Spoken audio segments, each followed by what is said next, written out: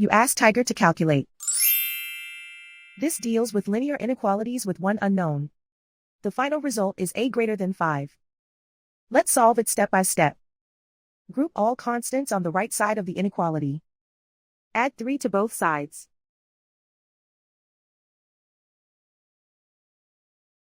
Simplify the arithmetic.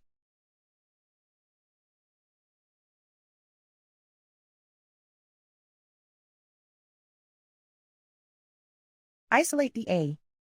Divide both sides by 2.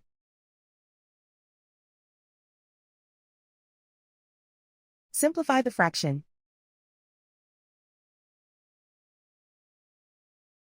Find the greatest common factor of the numerator and denominator.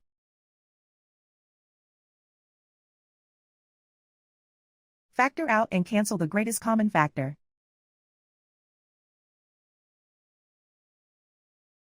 Plot the solution on a coordinate grid.